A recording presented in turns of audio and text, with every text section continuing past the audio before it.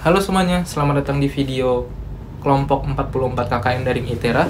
Di video kali ini kita akan membahas tentang fisika dengan materi gerakan harmonik. Di video kali ini kita akan membahas gerakan harmonik mulai dari konsepnya, lalu yang kedua adalah teknisnya, bagaimana perhitungannya, lalu nanti kita akan juga memberikan contoh soal kepada kalian semua. Jadi di video ini akan terbagi menjadi dua sesi. Yang pertama adalah sesi menjelaskan konsep dari gerakan harmonik itu sendiri. Lalu yang kedua adalah kita akan membahas tentang konsep, apa saja rumus-rumusnya, apa saja bagaimana perhitungannya, bagaimana contoh soalnya, nanti di sesi kedua. Lalu langsung saja kita langsung masuk ke sesi yang pertama, yakni tentang konsep dan aplikasi gerakan harmonik dalam kehidupan sehari-hari. Ini dia videonya. Pernahkah Anda melihat sebuah orkestra yang melibatkan berbagai macam alat instrumental musik? Alat-alat tersebut bisa menghasilkan suara karena adanya getaran, ya karena suara besar dari getaran juga. Namun getaran yang dihasilkan adalah getaran harmonik yang membuat alunan musik bisa menjadi dinikmati seperti yang dilakukan oleh orang-orang tadi. Getaran harmonik dapat terjadi karena adanya osilasi. Osilasi sendiri adalah gerakan perulangan suatu benda secara teratur seperti pada sebuah bandul. Osilasi ini terjadi diakibatkan karena adanya gaya pemulih yang membuat benda bergerak kembali ke daerah asalnya seperti pada bandul-bandul ini. Kita juga bisa memanfaatkan prinsip getaran atau gerakan harmonik untuk membuat sebuah karya seperti lukisan ini. Dengan cara memanfaatkan gerakan osilasi dari sebuah tali yang diikatkan pada sebuah gelas berisi cat, yang kemudian pergerakannya akan membuat sebuah pola tertentu dan menjadi sebuah karya seni. Karya seni ini bisa bernilai ekonomis. Selain bandul, gerakan harmonik juga dapat terjadi pada suspensi mobil dengan prinsip pegas. Suspensi dari sebuah mobil juga tidak jauh dari gerakan harmonik. Dalam hal ini menggunakan prinsip dari hukum Hooke. Hukum Hooke sendiri memiliki korelasi dengan konstanta pegas, di mana semakin besar nilai konstanta pegas dari sebuah suspensi suatu mobil, maka kemampuan mobil tersebut untuk meredam guncangan akan semakin buruk. Namun mobil tersebut akan memiliki handling yang stabil ataupun mantap di kecepatan tinggi, sehingga biasanya mobil-mobil sports car biasanya bantingannya keras agar stabil dan mudah dikendalikan di kecepatan tinggi. Sistem suspensi ada dua, yang pertama adalah dependent suspension dan yang kedua adalah independent suspension. Dependent suspension adalah suspensi yang saling terhubung sehingga apabila ada gerakan satu akan mempengaruhi yang lain, yang mengakibatkan mobil menjadi kurang nyaman. Lain halnya dengan independent suspension, suspensi independent akan bergerak masing-masing rodanya sehingga akan lebih nyaman dan lebih stabil. Berbagai macam desain suspensi, yang pertama adalah McPherson strut suspension, post rod suspension, wishbone suspension, dan leaf spring suspension. McPherson strut suspension itu biasa diaplikasikan pada mobil-mobil penumpang biasa seperti MPV. Nah, kalau push rod itu biasanya mobil-mobil balap seperti Formula One. Itu dia stabil sekali ya kalau push rod suspension. Lalu untuk leaf spring itu biasa digunakan oleh mobil-mobil niaga seperti misalnya truk atau L300 seperti itu. Leaf spring ini biasanya durability-nya bagus, sedangkan kalau double wishbone itu biasanya dipakai oleh sports car. Handlingnya ini mantap kalau pakai double wishbone ya. Bagaimana? Sudah paham dengan konsep dan aplikasi gerakan harmonik dalam kehidupan sehari-hari? Jadi seperti itulah konsep dan aplikasi gerakan harmonik dalam kehidupan sehari-hari, sudah dijelaskan tadi. Lalu kali ini kita akan membahas bagaimana teknis, rumus-rumusnya, dan contoh soal dari gerakan harmonik itu sendiri untuk bisa kalian pahami. Semoga penjelasan yang akan kita berikan ini bisa kalian pahami ya. Jadi langsung saja kita masuk ke penjelasannya. Ini dia penjelasannya. Cicing. Oke, jadi ini adalah penjelasan teknis dari gerakan harmonik itu sendiri. Untuk gerakan harmonik itu sendiri, kita tidak akan berbicara jauh-jauh dari hukum Hooke. Lalu apa sih hukum Hooke itu sendiri? Hukum Hooke itu sendiri adalah hukum yang menjelaskan tentang elastisitas sebuah pegas. Diformulasikan seperti ini ya, F sama dengan K dikalikan dengan X, di mana K itu adalah konstanta pegas, lalu X itu adalah simpangan yang terjadi pada pegas. Nah, karena gerakan harmonik itu adalah sebuah gerakan yang berulang, maka harus ada gaya pemulih untuk memulihkan suatu kesetimbangan benda menjadi kesetimbangan awal dari benda tersebut. Jadi misal ini kayak per gitu ya, per gitu kan, kalau kita tekan dia nanti kalau kita lepas tekanannya dia kembali ke bentuk semula. Nah, itulah yang disebut dengan gaya pemulih, seperti yang sudah diilustrasikan tadi di awal video tadi ya, teman-teman udah bisa lihat. Jadi untuk gaya pemulih itu formulasinya sama F sama dengan min Kx. Kenapa ada min? Karena dia gaya pemulih. Nah, lalu kita masuk ke susunan pegas. Susunan pegas ini terdiri dari dua, yakni pegas tersusun secara seri seperti ini, lalu pegas tersusun secara paralel seperti ini. Nah, untuk pegas yang tersusun seri seperti ini, untuk menentukan konstanta dari pegasnya, itu didapatkan dengan cara seperti ini ya. Rumusnya adalah 1/Ks sama dengan 1/K1, 1 ditambah dengan 1/K2 ditambah 1/K3. Jadi perhitungannya pakai pecahan seperti ini ya. Teman-teman sudah bisa lah ya menghitung pecahan seperti ini. Nah, ini digunakan untuk apabila mencari konstanta pegas yang tersusun secara seri. Semakin besar konstanta suatu pegas, maka pegas tersebut memiliki daya lenting yang semakin baik pula. Jadi pernya itu jadi lebih keras gitu kalau ditekan. Nah, kalau dia lebih keras artinya daya lentingnya itu lebih tinggi kan, seperti itu. Lalu yang kedua adalah susunan secara paralel. Susunan secara paralel ini seperti ini. Ini kerap dijumpai misalkan pada mobil-mobil balap, itu banyak yang suspensinya, terutama di bagian springnya itu, pernya itu tersusun secara paralel seperti ini. Nah, kalau secara paralel seperti ini, untuk mendapatkan konstanta dari pegasnya itu tinggal dijumlahkan saja konstanta dari masing-masing pegasnya. Nah, lalu kita masuk, ini kita bahas yang penting-penting aja ya di gerakan harmonik ini, karena biasanya yang dimasukkan, yang ditanya di soal-soal ujian, di soal-soal SBMPTN, di soal UN, itu tidak jauh-jauh dari yang kita bahas ini. Lalu ini kita ada energi getaran dari suatu pegas.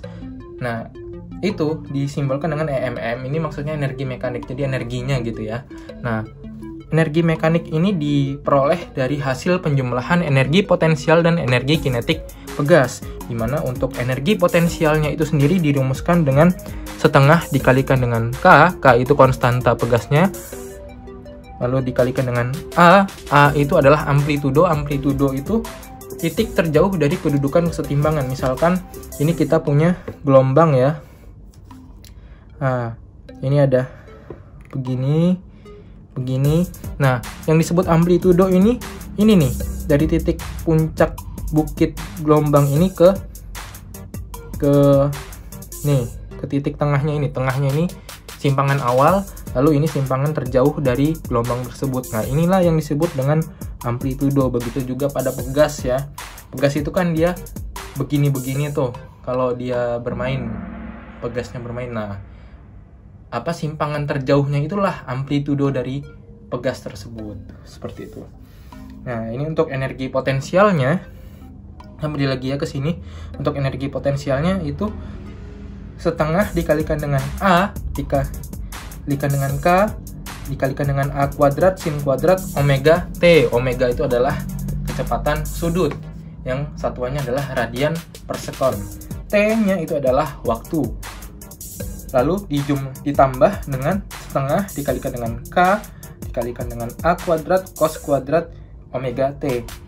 Kenapa ini energi potensial itu menggunakan sin, lalu yang energi kinetiknya, EK-nya itu adalah energi kinetik menggunakan cos? Karena pada energi potensial itu yang dicari itu gelombangnya berupa gelombang sinusoidal. Lalu untuk yang cos itu bukan gelombang sinusoidal sehingga memakai cos. Lalu bisa sederhanakan lagi rumusnya menjadi setengah dikalikan dengan K dikalikan dengan A kuadrat. Seperti ini saja cukup ya. Bisa dilihat ke kamera. Ya, langsung masuk ke fase gerakan harmonik. Fase itu adalah besaran yang berkaitan dengan simpangan dan arah perambatan gelombang. Nah, lalu di sini komponen-komponennya yang pertama kita tinjau adalah sudut fase. Sudut fase. Nah, untuk sudut fase itu diperoleh dengan persamaan ini. Karena sudut itu disimbolkan dengan theta sama dengan omega 1 ditambahkan dengan theta 0 sudut awalnya. Jadi perubahan sudutnya ini ya. Nah, itu bisa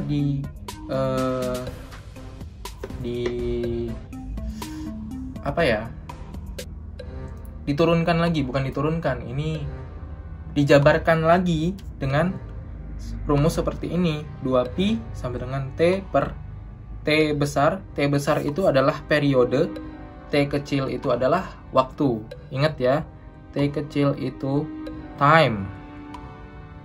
Nah, T besar itu periode. Kenapa simbolnya T juga, T besar? Karena periode itu juga berkaitan dengan waktu. Waktu suatu gelombang itu membentuk satu bukit dan satu lembah. Seperti itu. Lalu untuk fasenya sendiri itu bisa ditentukan dengan cara seperti ini. Ini sama dengan yang ini ya. Nah, itu caranya adalah T per T besar periode, waktu per periode ditambahkan dengan sudut awal dibagi dengan 2pi. Lalu bisa disederhanakan menjadi theta per 2pi. Ini didapatkan nilai fasenya nanti. Jadi nanti kalian tinggal lihat tuh, kalau kalian misalkan dapat soal, ya seperti ini rumusnya. Ini rumusnya kalian catat ya. Jangan lupa, karena rumus-rumus ini sangat berguna kalau kalian ketemu dengan soal-soal ujian yang berkaitan dengan gerakan harmonik ini. Lalu untuk beda fase, karena beda fase itu disimbolkan dengan delta. Ya, nih delta. Tuh. Delta itu rumusnya adalah delta T, perubahan waktunya dibagikan dengan periodenya. Nah, untuk periode sendiri itu, rumus dasar dari periode itu adalah T sama dengan 1 per F. F ini adalah frekuensi. Nah, lalu omega itu adalah kecepatan sudut, itu adalah 2pi per T. Nah, pi ini for your information ya, pi itu bisa bernilai 180 derajat kalau dia dalam bentuk derajat ya. Kalau misalkan yang kalian tahu kan pi itu sama dengan 3,14. Tapi dalam aspek lain bisa juga pi itu bernilai 180 derajat. Seperti itu. Nah, lalu kita masuk ke periode. Nah, ini ya. Periode kan itu rumus dasarnya adalah 1 per F ya. Nah, untuk periode pada pegas itu memiliki periode. Untuk periodenya itu adalah 2pi dikalikan dengan akar M per K, di mana M itu adalah massa dalam satuan kilogram, lalu untuk K itu adalah konstanta dari pegasnya itu sendiri. Jadi nanti misalkan soalnya ada sebuah pegas ya, lalu nanti di bawahnya digantungkan sebuah bendanya massanya berapa kilogram. Nah, nanti kalian misalkan ditanya periodenya berapa, nah yaudah kalian gunakan rumus ini. T sama dengan 2pi dikalikan akar dari M per K. Ingat-ingat ya. Lalu untuk apabila ditanyakan frekuensinya, frekuensi pergerakan dari pegasnya itu dapat diperoleh karena ini F sama dengan 1 per T sama dengan 1 per F, maka F sama dengan 1 per 2pi dikalikan dengan akar K per M. Jadi kebalikannya ya, dibalik gitu. Nah, ini untuk rumus frekuensinya. Nah, lalu untuk ayunan sederhana itu seperti yang tadi ada di ilustrasi, bukan di ilustrasi, di penjelasan di awal tadi ya. Teman-teman sudah lihat, ayunan sederhana itu misalkan pada bandul. kita punya bandul ini. Nah, bandulnya itu berayun-ayun gitu kan. Nah, periodenya berapa? Nah, kalau pada bandul, periode tersebut ditentukan dengan cara T sama dengan rumus maksudnya ya. T sama dengan 2pi dikalikan dengan L per G, di mana L itu adalah panjang lengan. Nah, ini panjang lengannya, panjang talinya ya. Nah, G itu adalah percepatan gravitasi, karena dia kan bandul itu kan berayun-ayun gitu. Itu sangat terpengaruh dengan percepatan gravitasi. Lalu untuk frekuensinya sama seperti pada pegas tadi, tinggal dibalik saja ya. Nah, kalau ini L per G nya tetap. Jadi rumusnya adalah ini, 1/2pi dikalikan dengan akar L per G. Oke, jadi saya di sini sekarang punya beberapa soal ya. Nanti ada beberapa soal juga yang kalian jawab. Nah, ini soal yang bakal kalian jawab untuk tugas kalian di rumah. Nah, yang akan kita bahas adalah soal-soal yang ini. Kalau nanti ini tulisannya nggak kelihatan, nanti ditampilin soalnya seperti ini nih, ya. Nah, ini langsung aja ke soal yang pertama. Kayak gini soalnya, ya. Soalnya adalah benda dengan massa 2 kg bergerak dengan laju konstan 10 meter per sekon, kemudian menabrak sebuah pegas yang dalam keadaan bebas sehingga tertekan sebesar 10 cm. Jika gesekan-gesekan diabaikan, maka konstanta pegas tersebut adalah... Nah, untuk soal yang seperti ini, kita tulis dulu diketahuinya ya. Diketahui. Nah, massa bendanya adalah 2 kg. Massa bendanya adalah 2 kg dengan kecepatan konstan sama dengan 10 meter per sekon. Oke. Yang ditanya adalah konstanta pegas. Ya. Nah, tadi kan kita udah bahas tuh tentang energi getaran. Nah, di energi getaran tuh bisa tuh masuk rumusnya, tapi dengan sedikit improvisasi. Nah, kalian masih ingat kan pasti untuk energi kinetik dan energi potensial suatu benda. Karena di sini kan bendanya dia bergerak terus kemudian menabrak, berarti di situ dia ada energi kinetik. Energi kinetik.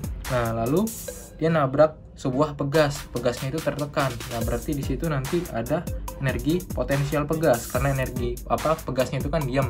Nah, karena dia diam itu kan dia punya energi potensial. Nah, maka kita tulis, nah ini energi potensial pegas. Ya, ini energi kinetik bendanya. Energi kinetik rumusnya apa? Adalah setengah dikalikan mv kuadrat. Lalu untuk energi potensial pegas itu adalah rumusnya setengah dikalikan dengan K. K-nya itu adalah konstanta pegasnya yang akan dicari. Nah, lalu dikalikan dengan delta X. Delta X itu perubahan panjang pegasnya, delta X kuadrat ya.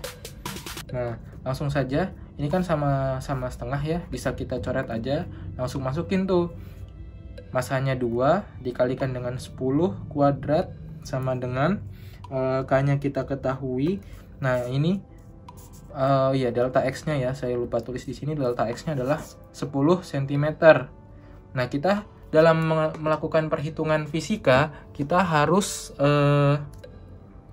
menggunakan satuan internasional. 10 cm untuk panjang itu satuan internasionalnya adalah meter. Maka panjangnya adalah 0,1 meter. Ya, kurang kelihatan ya? Nih, kita zoom aja ya. Nah, ini ya. Dikalikan dengan 0,1 kuadrat. Nah, ini maka K-nya adalah 200. Ini kan 2 dikali 10 kuadrat, 200 per 0,01. Ini 0,1 dikuadratkan jadi 0,01.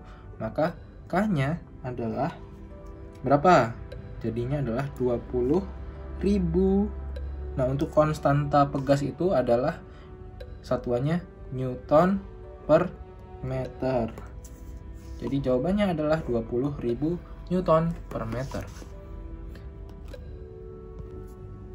Oke, selesai untuk soal yang ini. Sekarang kita lanjut ke soal yang kedua. Untuk soal yang kedua adalah seperti ini.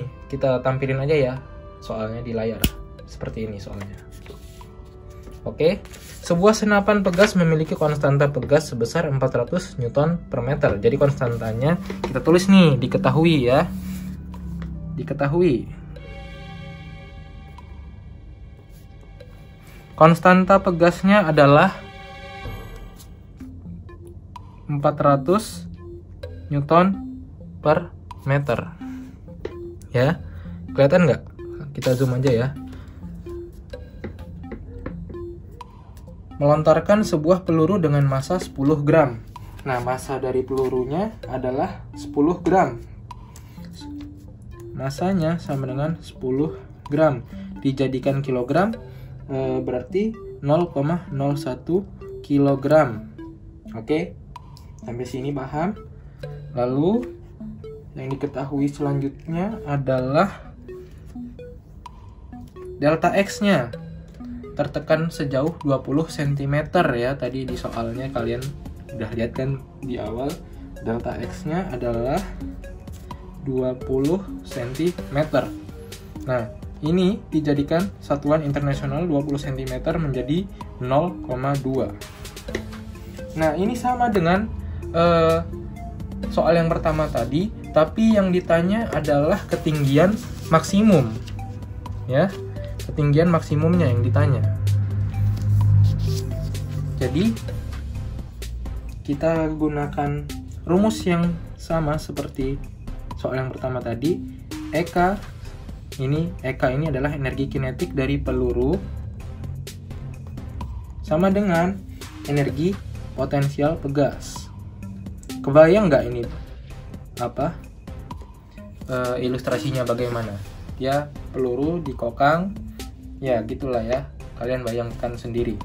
Nah, rumusnya adalah ini ya, setengah mv kuadrat sama seperti yang tadi, setengah k dikali delta x kuadrat. Nah, karena sama-sama dengan setengah, ini bisa kita coret ya. Nah, langsung kita masukin nih, masanya 0,01. Nah, karena ini kan kita menentukan ketinggian maksimum. Ketinggian maksimum itu salah satu parameter untuk mengetahuinya adalah kecepatan. Maka kecepatannya, ini kan kita tidak ketahui, maka kita cari kecepatannya dikalikan dengan 400 dikalikan dengan 0,2 kuadrat. Maka V kuadrat sama dengan ini kan jadi, kita tulis dulu lah sini 0,01 biar nggak susah. Terus ini jadi 16 ya, kalian hitung ini hasilnya 16. Maka V kuadrat adalah 16 dibagi 0,01 sama dengan 16.600 ya. Berarti V ini kan masih V kuadrat diakarkan 1600 sama dengan 40 meter per sekon. Nah, kalian masih ingat kan bagaimana cara menentukan ketinggian maksimum dari suatu benda yang mengalami gerak parabolik gitu kan? Nah, ketinggian maksimum rumusnya itu untuk menentukan ketinggian maksimum itu kita gunakan dari rumus VT sama dengan V0 kuadrat min 2GH. Nah, ini VT-nya kuadrat ya, sorry. Nah, untuk VT-nya kan di ketinggian maksimum itu dia kecepatannya pasti 0, maka kita tulis 0 sama dengan V0-nya kita dapatkan tadi 40 meter per sekon. 40 min 2 G-nya itu kita asumsikan 10 meter per sekon kuadrat percepatan gravitasinya ya. Ini kelihatan nggak? Kita zoom aja. H-nya, nah H ini kan yang kita cari, H maksimum ya. Langsung deh kita hitung sama dengan ini 20H sama dengan kita kalkulasikan 1600. Maka H sama dengan 1600 dibagi 20. maka H maksimumnya adalah 80 meter. Seperti itu ya teman-teman, semoga bisa dipahamin. Oke, jadi seperti itu saja untuk contoh soal-soalnya. Nah, ini terakhir soalnya seperti ini ya.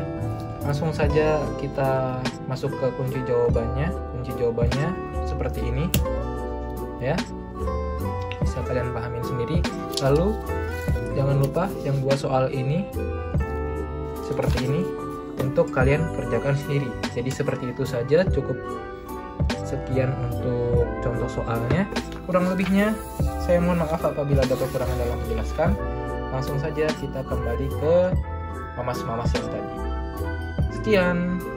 Demikianlah video ini dari step awal tadi tentang pengenalan konsep dan aplikasi gerakan harmonik di kehidupan sehari-hari. Lalu yang kedua sudah kita jelaskan juga mengenai teknis serta perhitungan dari gerakan harmonik itu sendiri. Tadi juga udah dibahas ya contoh soalnya. Semoga teman-teman semua bisa memahami apa yang telah kami berikan di video ini. Kurang lebihnya kami mohon maaf. Jangan lupa tekan tombol like ini, jempol ke atas, subscribe ke channel KKN Daring ITERA 44 ini agar kami lebih semangat untuk mengupload video.